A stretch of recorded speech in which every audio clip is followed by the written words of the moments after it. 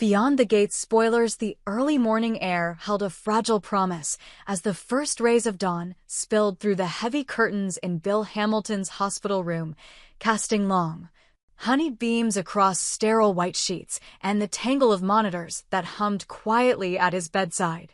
Bill lay motionless for a moment, eyelids fluttering open against the haze of painkillers still coursing through his veins. This was Wednesday, June 11, the date that had come to signify both dread and hope for everyone who loved him. Today, everyone whispered, is the day his long climb back to health truly began, though no one could say whether it would be one steady ascent or a treacherous, jagged path of setbacks and small triumphs. Ashley Morgan hovered at the foot of the bed, her black curls pulled back in a tight knot as she adjusted the foreline. Despite her gentle touch, her brow furrowed with anxiety, the slightest tremor in Bill's hand made her pulse quicken.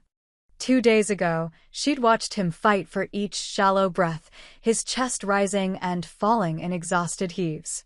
Now, as he blinked sleepily and attempted a tentative smile, she felt a surge of relief swiftly replaced by the realization that this fragile grin masked deep, stubborn pain.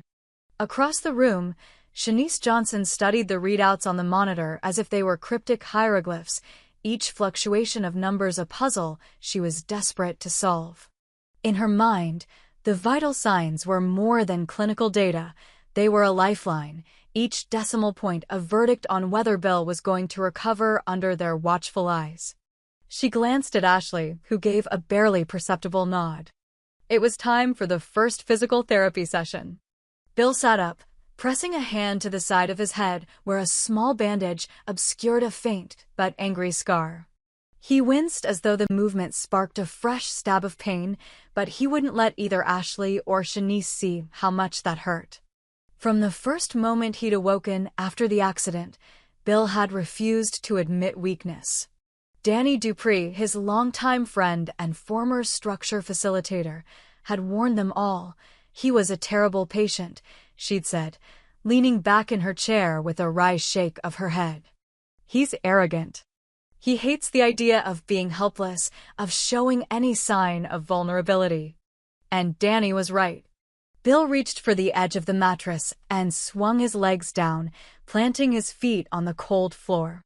His face tightened in concentration not only against the physical pain, but against the emotional terror of reclining in a hospital bed like a broken man. He clenched his fists at his sides, gritting his teeth as Ashley guided him to stand. At first, his legs trembled like saplings in a storm, barely holding him upright. Shanice placed a steady hand on his arm, whispering encouragements that he refused to acknowledge apart from a curt nod.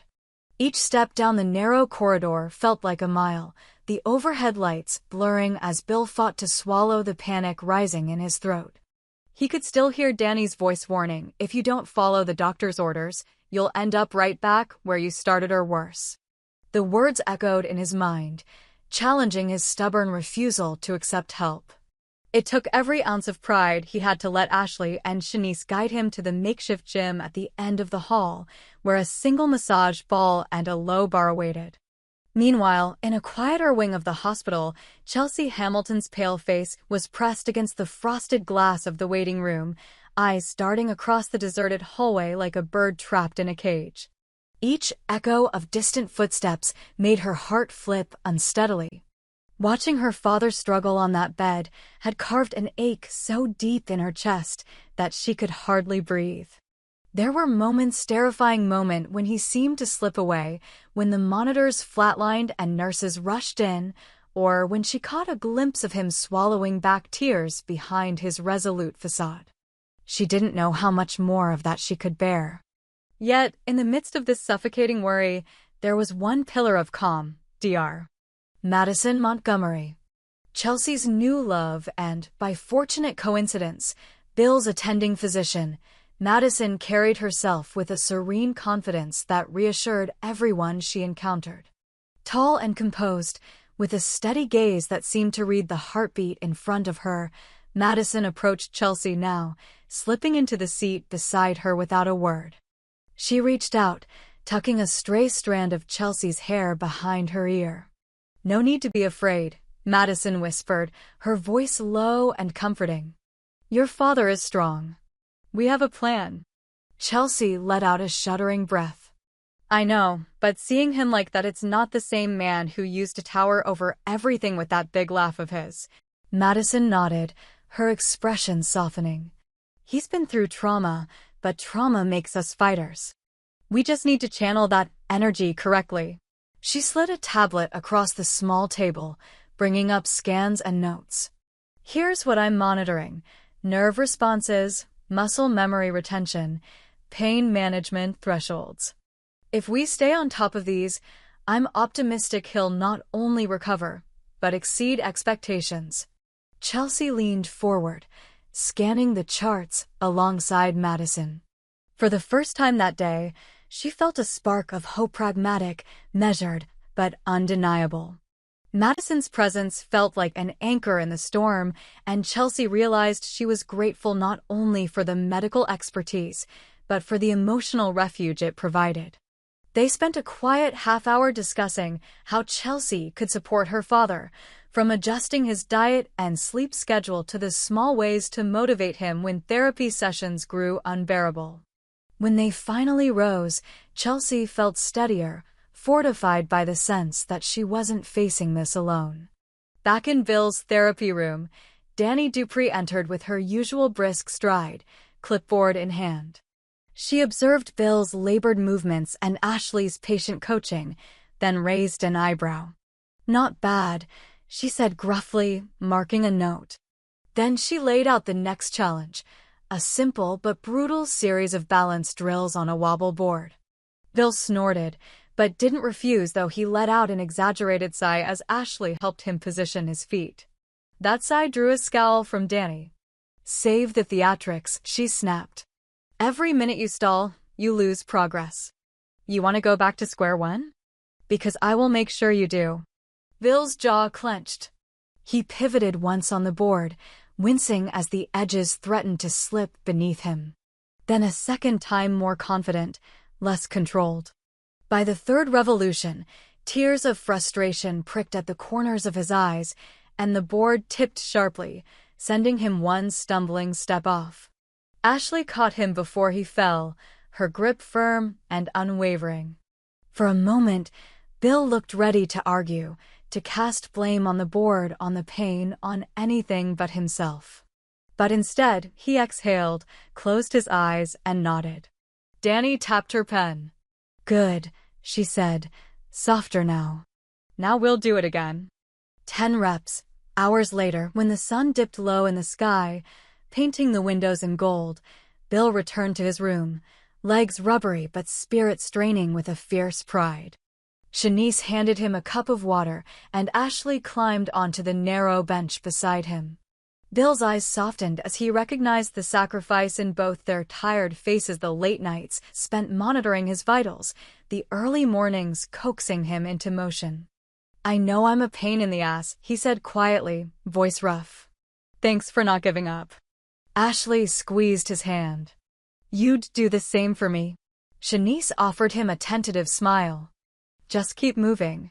And so he would. Each wobble board tip, each tentative step, each moment of frustration was a thread weaving him back into the fabric of his own life. Meanwhile, a world away from the antiseptic chill of the hospital, another reunion was taking shape.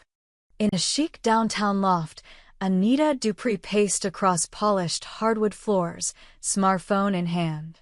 On the other end of the line, her uncle Vernon Dupree listened with a mix of anticipation and nostalgia. "They agreed," Anita exclaimed.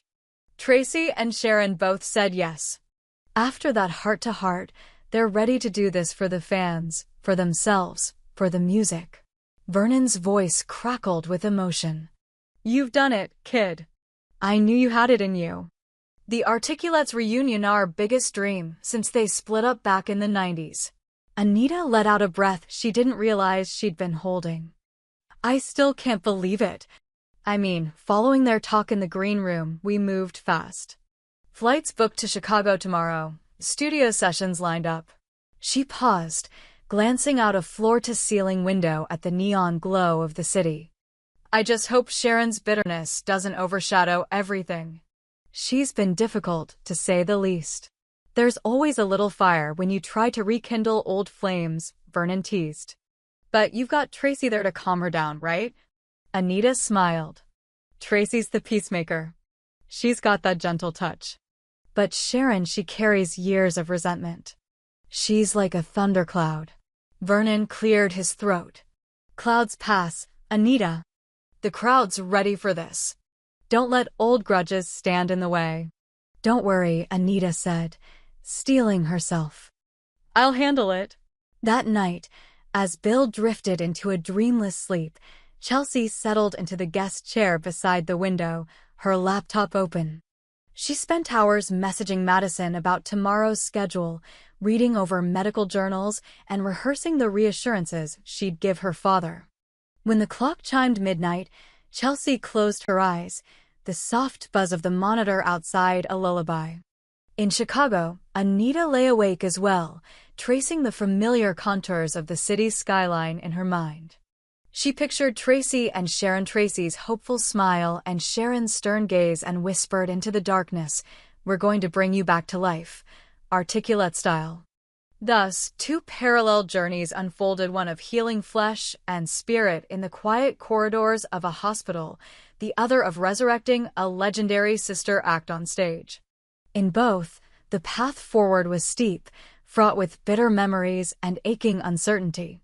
But as the next day dawned, each protagonist awoke armed with determination and the promise that, through struggle and solidarity, they might transcend the past and forge something greater than before.